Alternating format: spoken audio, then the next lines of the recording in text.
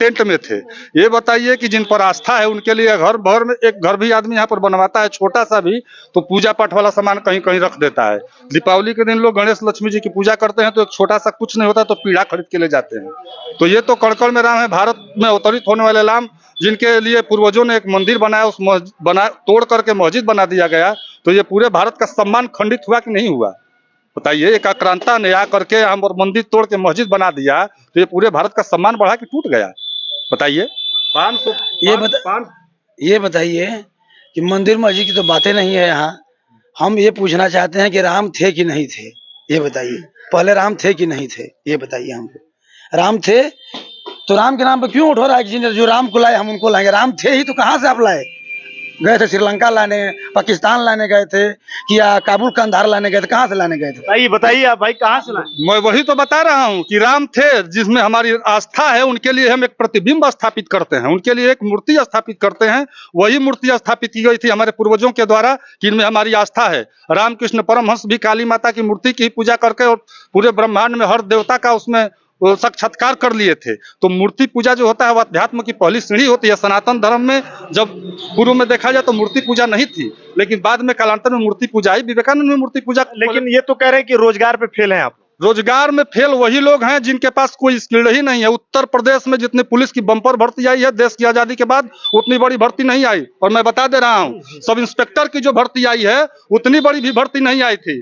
सुन लीजिए, बता दे रहा हूँ, 2001 से लेकर और 2011 तक का इतिहास उठाकर पढ़ लीजिए। उत्तर प्रदेश सब इंस्पेक्टर की भर्ती नहीं आई थी।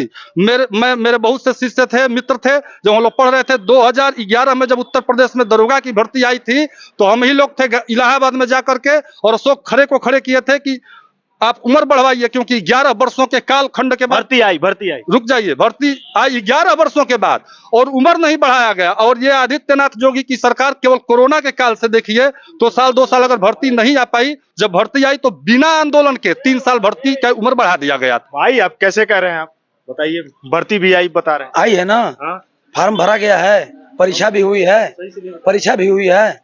पुलिस की परीक्षा अभी रद्द हो गई। क्यों रद्द हुई? आप बताना चाहेंगे हमको क्यों रद्द हुई? पेपर क्यों लीक हुआ? पेपर तो लीक हो गया। कैसे लीक हो गया बताइए? इतना साफ सभी की सरकार बनी है, कैसे लीक हो गया? अखिलेश के जमाने में पेपर लीक होता था, हम तो सुने थे, इसमें तो नहीं सुने थे। क्यों लीक हो गया? ये तो अखिलेश तेजस्वी में लीक होता है, योगी जी में कहाँ पेपर लीक हो गया भाई? कोई प्रमाण बता दे हमको। जब वहां पर पेपर लीक होता था, मैं 2011 में पीसीएस का मैं एग्जाम देने बनारस आया था। पहला प्रश्न पत्र हुआ था, सेकेंड प्रश्न पत्र हम लोग देने ही वाले थे। बीच में 3 घंटे का ब्रेक होता है, आप लोगों को पता होगा। तो टीवी पर स्क्रीन पर चला कि पेपर आउट हो गया, तो पेपर कैंसिल हुआ, दोबारा पेपर हुआ था। यहाँ पर जब उन अपराधियों के साथ क्या होता है, तुरंत जेल में जाते हैं और वहीं पर छूट जाते हैं रुपया पैसा देकर। वो शासनकाल था। यहाँ पर गैंगस्टर और रासुका लगा है, इनको पता होना चाहिए, जो पेपर आउट कराए थे। और पेपर आउट करा देना यह सरकार की बात नहीं है, लेकिन उसमें सरकारें संलिप्त रहती थी। और इतिहास उठाकर देख लीजिए, उन लोगों के अनुक्रमांक उठाकर 80% जो भर्ती होती थी वो सब उधर होती थी, पश्चिमी उत्तर प्रदेश में। पूर्वी उत्तर प्रदेश में भर्तियां केवल 20% होती थी।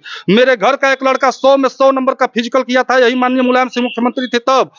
रिजल्ट भी आ गया, घर पे उसकी बधाई भी बच गई, कह रहे हम तो उत्तर प्रदेश पुलिस में हो गए। तब तक दोबारा आ गया कि शिवपाल की नई लिस्ट आ रही है। यहाँ के यादव खुश हुए कि हम लोग हो जाएंगे, हुए कोई नहीं। मतलब कि बीजेपी के कार्यकाल में भर्ती ठीक है, एकदम ये सपा में नहीं हो। ये बताइए कि रिकॉर्ड ये लोग दिखा दें कि रिकॉर्ड दिखाइए। 64,000 उत्तर प्रदेश में पुलिस में भर्ती कहाँ आई? इतनी बड़ी अध्यापक की जो भर्ती चल रही है कहाँ पर आई है? टीजीटी की भर्ती अभी अक्टूबर में होने वाली है। ये लोग तो डेटा रखते नहीं है, डेटा नहीं रखते हैं आप। अभी जियो जारी हो चुका है टीजीटी पीटी का 25,000 का। 25,000 कौन सी भर्ती?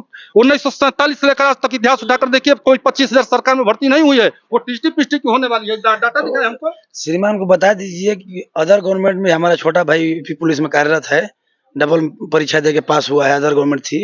अब कहते हैं यादव जाति, जो कहने को बहुत कुछ है। और बात और जातिवाद जो बात हो रही है उसको बंद करिए, मैं बता रहा हूँ। कह रहे हैं कि विकास हुआ है ना। गाजीपुर में जातिवाद है? गाजीपुर मानिए तो पूरा भारत में है। पूरा भारत में है, अभी भी है। नहीं, विकास पे लोग वोट नहीं करते। कौन बात कोई बात करे रोजगार में? बताइए। अब पेपर लीक हुआ है, कह रहे हैं सरकार लीक हुई। बताइए, पेपर हम कराते हैं, आप कराते हैं? सरकार पेपर कराती है। पेपर आप कराते हैं, हम कराते हैं कि आलू मंडी का भाव करने वाला पेपर कराता है? पेपर कैसे लीक हो जाता है बताइए? पेपर लीक कैसे हो जाता है? पेपर कहाँ रखा जाता है कि लीक हो जाता है? बताइए कैसे लीक हो जाता है? कोई सूचना तक नहीं है कि पेपर कब होगा नेक्स्ट टाइम, कैसे बताइए? अब कह रहे हैं विकास के बारे में, बहुत से विकास के बारे में कह रहे हैं लोग कि बुलेट ट्रेन चले, बुलेट ट्रेन से पेट भरेगा? ट्रेन तो चली है गाजीपुर में। बुलेट ट्रेन से पेट भरेगा? ये हमारा भाई फौजी है, देखिए छुट्टी जब आता है ना, टिकट नहीं मिलता है, कन्फर्म उसको पैखाना के सामने बैठ के आता है। ये भारत का भविष्य है, ये भारत का चेहरा है। क्या विकास कर रहे हैं आप? एक फौजी जो माइनस टेम्परेचर होता है, भाई साहब से पूछ लीजिए कि ग्लेशियर में और चीन में, सियाचिन में कितना टेम्परेचर होता है, मैंने उसमें ड्यूटी करता है, घर छुट्टी 15 दिन के लिए आता है, तो ट्रेन में टिकट नहीं मिलता है, वेटिंग में पैखाना के सामने खा आके आता है। वो भारत का भविष्य है, बताइए, ये भारत का चेहरा है। और विकास की बात कर रहे हैं आप, बताइए कैसा भारत का निर्माण कर रहे हैं आप? राम के नाम पे पेट भरेगा हमारा? कि हम काम करेंगे तो पेट भरेगा हमारा? करेंगे तब पेट भरेगा। ठीक है, जातिवाद धर्म पे कर लीजिए जितना करना है, बस 4 तारीख इंतजार करना। 4 को इंतजार? 4 को, हाँ। सब कुछ साफ? हाँ, सब कुछ साफ। नाम क्या है? हमारा नाम अमरुल्ला है। अब्दुल्ला भाई, माहौल? अमरुल्ला। अमरुल्ला। अमरुल्ला भाई, गाजीपुर जी। माहौल क्या है?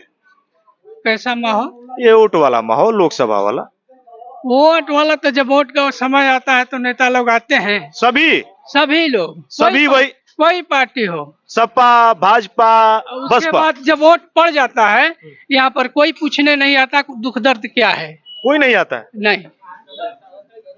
आखिर गाजीपुर में अफजाल भाई हैं, तो बीजेपी से पारसनाथ हैं, उमेश सिंह हैं, कोई भी हो, अफजाल अंसारी, कोई भी नेता परेता हो, वो सब अपना जेब भरने का चक्कर में रहता है, जनता से नहीं मतलब है। अफजाल अंसारी हैं, सपा से क्या है इस बार माहौल? अफजाल अंसारी से क्या मतलब? हम चुनाव में है, वोट वही तो पूछ रहे कैसे हैं कैंडिडेट, सांसद भी हैं, कितना विकास किया? ये भाई अपना वो जो किए होंगे, लेकिन हमारे लिए तो कुछ नहीं हुआ है। कभी इधर आपने देखा 5 साल में अफजाल अंसारी को? हाँ, एक आध बार आए थे। एक आध बार? हाँ। कहाँ घर है? सोहल में है। हाँ। मोदी जी का विकास हुआ कुछ? मोदी जी का क्या विकास है? बस वही मोबाइल में देखने को मिलता है, और जो है ये हुआ, कुछ होता नहीं। मतलब कोई ठीक नहीं है? कोई ठीक नहीं है, बस नेतों पर से तो भरोसा। सपा तो कहती है कि मुसलमानों के लिए बड़ा किया भाई आपने। कोई किसी का साथी नहीं है, हाँ, सब अपने मतलब का। मतलब कि दुख दर्द में कोई नहीं? कोई नहीं। आपके लिए कोई नहीं? कोई नहीं भाई। वही गाजीपुर में आपको मैं सीधे दिखा रहा हूँ ग्राउंड से। माहौल क्या है, मिलेंगे कहीं और किसी और जगह में। अंतिम फेज में गाजीपुर जिले में चुनाव है, जनता की राय ग्राउंड से। मैं सुशील तिवारी, मिलेंगे फिर एक बार कहीं और। जय।